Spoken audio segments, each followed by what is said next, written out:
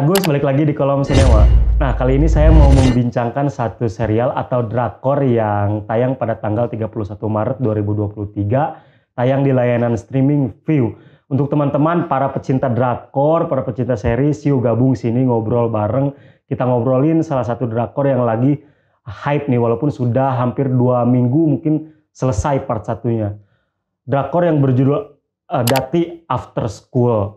Drakor yang bercerita tentang sekelompok remaja kelas 12 SMA yang dipaksa untuk gabung ke kamp pelatihan militer untuk mengendalikan atau untuk melawan serangan atau invasi dari alien yang sudah satu tahun terakhir mendatangi bumi. Dan alien-alien ini bentuknya seperti bola ya awalnya dan mengambang di langit. Tapi di series ini diceritakan perlahan satu persatu si bola-bola alien ini menghujani pemukiman, dan si bola-bola ini akhirnya berubah bentuknya menjadi makhluk yang ya tidak biasa gitu bentuknya seperti yang kita lihat sehari-hari.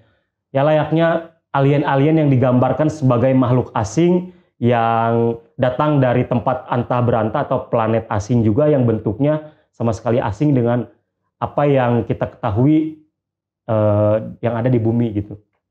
Kelas 12 ini diminta untuk membantu pihak militer karena selain juga ada wajib militer, tapi karena juga diiming-imingi setiap siswa yang terlibat dalam pelatihan tambahan militer ini akan mendapatkan poin ekstra.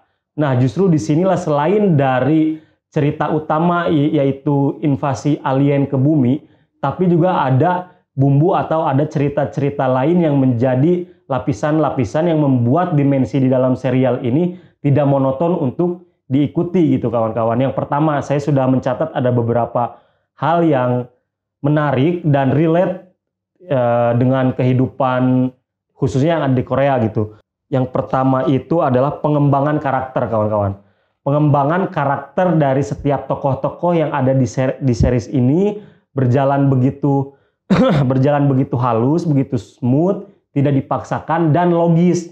Mengapa setiap karakter memiliki perubahan karakter dan pengembangan karakter itu diberi motivasi yang logis, kemudian kita paham apa yang ingin dilakukan dan apa yang ingin disampaikan oleh masing-masing karakter, sehingga penyampaian atau penerimaan kita sebagai penonton terhadap masing-masing karakter itu bisa diterima dengan baik gitu, tidak terasa seperti dipaksakan. Itu kan ada tuh beberapa drakor atau film Korea yang karena karakternya yang tadinya misalnya menentang karakter utama kemudian menjadi pendukung utama, tetapi motivasinya nggak jelas gitu. Nah, kalau di dalam drakor ini justru menurut saya setiap karakter, walaupun karakternya itu berjumlah belasan dan setiap karakter yang ada di series ini punya porsinya masing-masing dan pembagian porsinya tuh adil gitu. Enaknya tuh setiap karakter jadi punya pondasi yang kuat untuk dia melakukan sesuatu gitu atau memiliki motivasi tertentu. Nah itu. Kemudian kita di series Dati After School ini juga digambarkan bagaimana sifat atau karakter individualisme para pelajar yang ada di Korea Selatan, yang bahkan ketika dunia sedang porak-poranda diinvasi oleh alien saja, mereka masih tetap memikirkan bagaimana caranya supaya mereka bisa lulus. Kalau di drama ini tuh disebut CAST. Kalau di kita tuh mungkin seperti SNMPTN atau SBMPTN atau ujian mandiri seleksi masuk perguruan tinggi negeri. Nah, si siswa-siswa yang disebut siswa pintar di dalam drakor ini, walaupun dunia tengah porak-poranda, itu masih tetap memikirkan bagaimana supaya dia bisa tetap belajar dan bisa masuk perguruan tinggi. Walaupun teman-teman yang lainnya itu sudah sama sekali tidak memikirkan bagaimana caranya lulus ke perguruan tinggi. Toh, bagaimana caranya untuk bertahan hidup saja, mereka sudah kesulitan gitu. Tapi kok ada siswa-siswa yang mungkin dianggap cerdas dan punya reputasi baik di akademik, ini mereka masih sempat-sempatnya gitu untuk memikirkan cara supaya lolos ke universitas dan punya nilai yang tinggi gitu. Nah, jadi karakter-karakter seperti ini ya memang ada gitu, memang ada.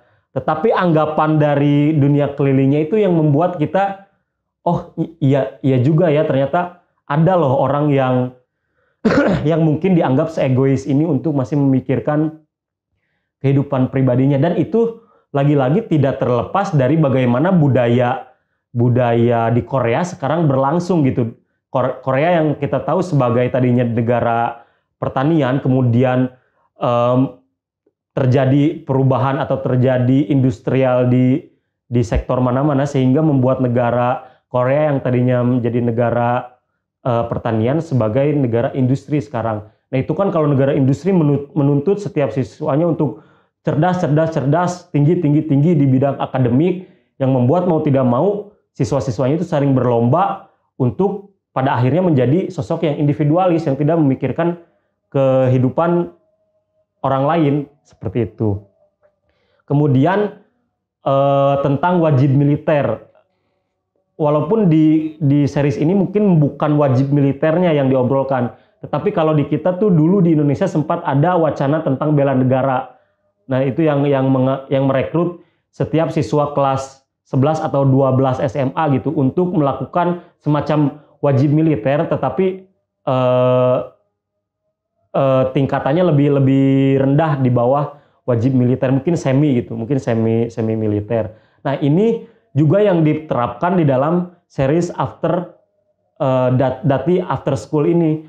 Siswa kelas 12 mau tidak mau direkrut untuk menjadi tentara cadangan yang dilatih oleh para tentara guna untuk menyelamatkan negara dari serangan invasi alien. Dan mau tidak mau mereka yang anak-anak tidak semangat belajar, anak-anak yang semangat belajar, anak-anak yang doyan main, anak-anak yang doyan ngegame dan sebagainya, mau tidak mau karena diiming-imingi oleh poin ekstra tadi, sehingga mereka pun ikut gitu ke pelatihan militer ini dan menjalani pelatihan militer itu sekitar beberapa bulan di sekolahnya, walaupun dunia di luar sudah kosong gitu karena kota-kota dievakuasi. Jadi tinggal sekolah-sekolah aja nih, sekolah-sekolah yang masih isi digunakan untuk menjadi camp pelatihan para murid kelas 12, seperti itu.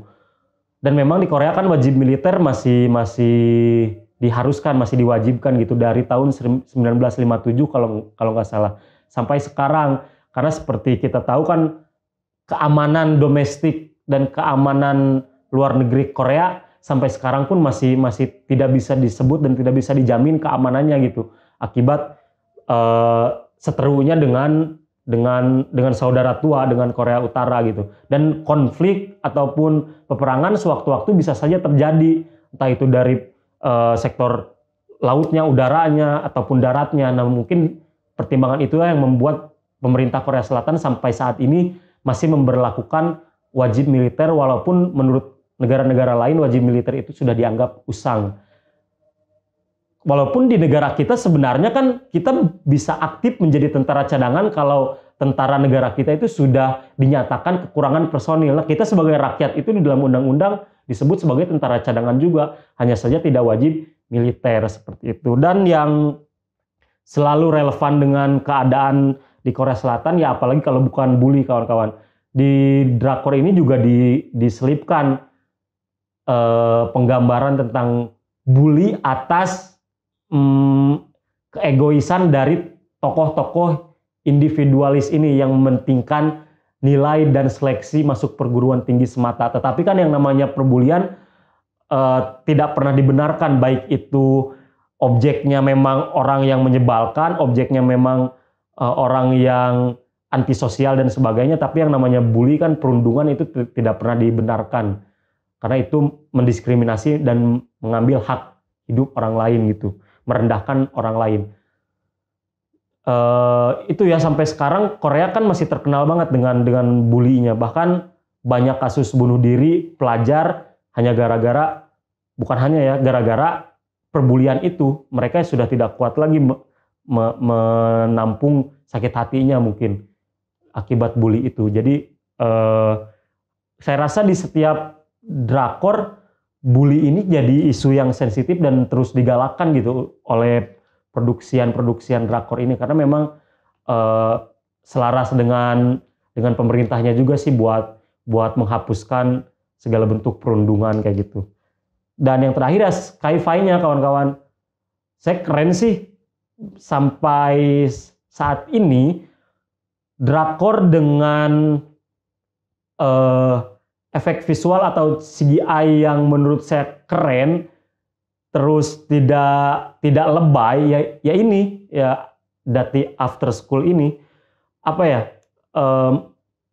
CGI di dalam serial ini tuh punya rasa CGI Hollywood. Kawan-kawan cek aja deh di serial ini. Kalau kawan-kawan pernah nonton film DC itu mungkin lebih mirip tuh dengan CGI yang ada di Dati After School ini. Tidak terlalu wah, tetapi realistisnya dibuat sememungkinkan itu gitu. Jadi kita yang nonton tuh merasa, oh iya ya, bisa aja mungkin makhluk luar angkasa tuh kalau memang suatu saat menginvasi bumi bentuknya tuh aneh-aneh seperti ini. Nah itu hal yang tersirat ketika nonton Dati After School ini. Bentuknya kan aneh gitu, kayak bintang laut, tetapi geraknya cepat gitu kan, alien di series ini. Yang pasti keren, solid pengembangan ceritanya, ada komedinya juga karena memang genrenya kan komedi science fiction gitu. Jadi porsi komedinya juga ada, dan letak komedinya sendiri masih cukup lah gitu, masih cukup untuk membantu jalannya cerita.